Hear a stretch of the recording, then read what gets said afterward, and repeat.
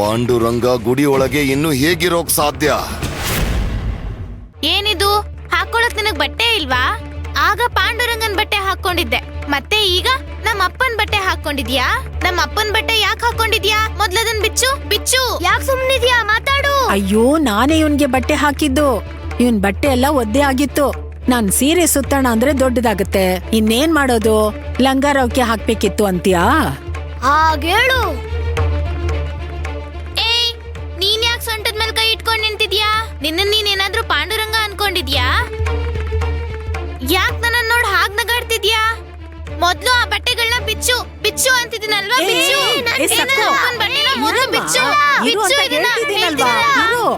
ನಾನ್ ಬಿಡೋದಿಲ್ಲ. ಇದು ನಮ್ಮ ಅಪ್ಪನ್ ಬಟ್ಟೆ. ಬಿಚ್ಚು.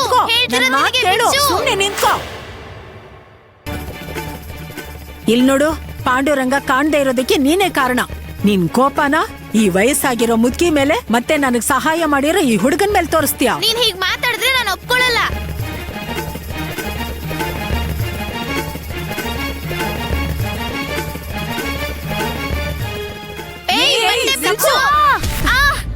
ಏನೇ?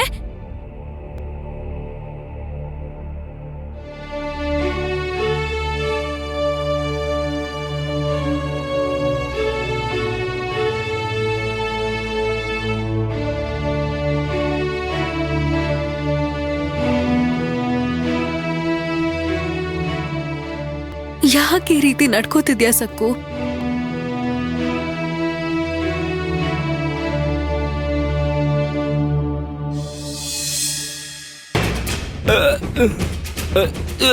ಏಯ್ ದಾಮು, ಕುರ್ಚಿನ ಕೆಳಗಡೆ ಇಟ್ಟೆ ಅನ್ಕೋ, ನೀನ್ ಮೇಲೆ ಕೇಳದೆ ನೆಲದಲ್ಲೇ ಇರೋ ಹಾಗೆ ಮಾಡ್ಬಿಡ್ತೀನಿ. ಒಂದ್ ಏಟ್ ಕೊಟ್ರೆ ಕೆಳಗಡೆ ಬೀಳ್ತೀಯ. ನಿನ್ ಮೇಲೇನೆ ಕುರ್ಚಿ ಇಟ್ಟು ಅದ್ರ ಮೇಲೆ ಕೂರ್ತೀನಿ. ಸದ್ದು ಮಾಡ್ದೆ ಬಾಯಿ ಮುಚ್ಕೊಂಡ್ ಬರ್ಬೇಕಷ್ಟೇ. ಅಯ್ಯಯ್ಯೋ, ಊರ್ನವರು ನನ್ನ ಈ ಸ್ಥಿತಿಯಲ್ಲಿ ನೋಡದೇ ಇದ್ರೆ ಚೆನ್ನಾಗಿರುತ್ತೆ. ಹೀಗೆ ಕುರ್ಚಿನ ಹೊತ್ಕೊಂಡು ಹೋಗೋದನ್ನ ನೋಡಿದ್ರೆ ಅಷ್ಟೇ, ನನ್ ಕತೆ ಇನ್ನು ಮುಂದೆ ತಲೆ ಎತ್ಕೊಂಡು ಓಡಾಡ್ದಿರೋ ಹಾಗಾಗತ್ತೆ. ಏನೋ ಗುಣಕ್ತಾ ಇದೀಯಾ? ಯಜಮಾನ್ರೆ, ಅಯ್ಯೋ, ಏನಾಯ್ತು ಹರಿ? ಯಾಕೀಗ ಅವಸರವಾಗಿ ಓಡ್ ಬಂದಿದೀಯಾ? ಏನಾಯ್ತು ಹೇಳು. ದೇವಸ್ಥಾನದಲ್ಲಿ ಪರದೆ ಇನ್ನೂ ಮುಚ್ಚ ಇದೆ ಯಜಮಾನ್ರೆ.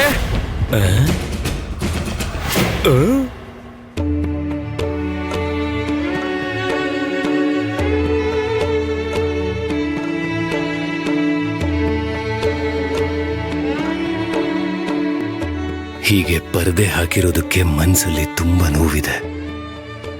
ಆದ್ರೆ ಈ ಪರದೆ ಸರಿಸಿದ್ರೆ ಇನ್ನೂ ಹೆಚ್ಚು ನೋವನ್ನ ಅನುಭವಿಸ್ಬೇಕಾಗತ್ತೆ. ದೇವಸ್ಥಾನದಲ್ಲಿ ಪರ್ದೆ ಹಾಕಿದ್ದಾರೆ ಅಂದ್ರೆ ದೇವಸ್ಥಾನದಲ್ಲಿ ಖಂಡಿತವಾಗಿ ವಿಗ್ರಹ ಇಲ್ಲ.